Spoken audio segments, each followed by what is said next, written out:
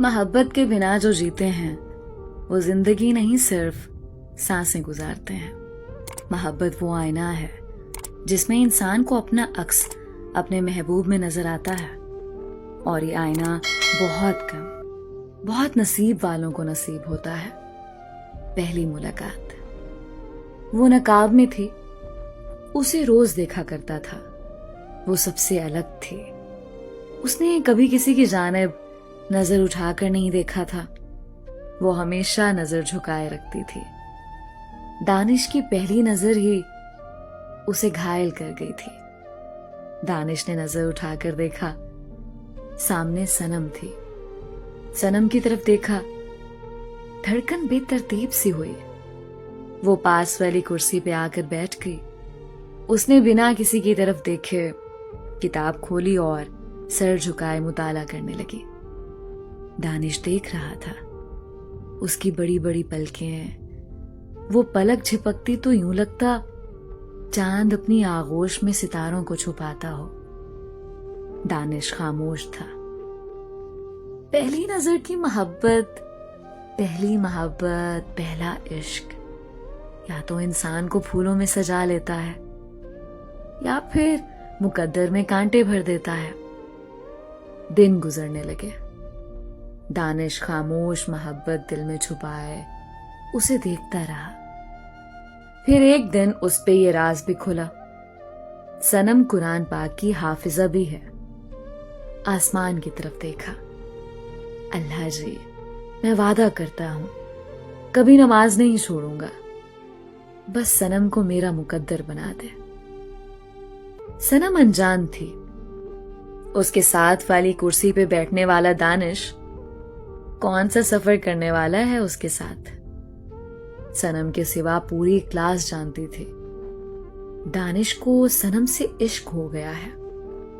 کوئی ہمت اس لیے بھی نہیں کرتا تھا صنم سے اظہار محبت کی. وہ بہت سخت مزاج تھی. سامنے سینے پہ ہائے پاگل محبت کا کاٹا ہوا دیوانہ. سینے پہ لکھلایا صنم کا نام. آج صنم کالج نہیں آئی تھی. دل کو سکون تھا، نہ قرار کا کوئی لمحہ. آج یوں لگ رہا تھا جیسے جسم سے کسی نے روح نکال لی ہو. ایک ایک لمحہ دردناک سا تھا. آج پہلی بار یوں لگا چیخ چیخ کر صنم کو آواز دوں. پھر ہوا بھی کچھ ایسا ہی. جب محبوب کے لیے تڑپ بڑھی تو کینٹین کے سامنے کھڑا ہو کر چلانے لگا، صنم دیکھو اپنے دیوانے کو. صرف ایک دن دیدار نہیں ہوا اور دل نے تڑپا کر رکھ دیا مجھے. صنم تم کہاں ہو؟ آ جاؤ کہ اکھیاں ترس گئی ہیں. جی کرتا ہے تجھے سامنے بٹھا لوں اور موت تک زندگی کا نظارہ کروں. دوست پاس آئے. اوئے تو پاگل ہو گیا ہے، سارا کالج تم کو دیکھ رہا ہے. دانش چلا کر بولا، یار صنم کے بنا اس دل کو قرار نہیں آ رہا. ایک دوست بولا، تجھے ہو کیا گیا ہے یار؟ اس کی عزت کیوں پامال کر رہا ہے تو؟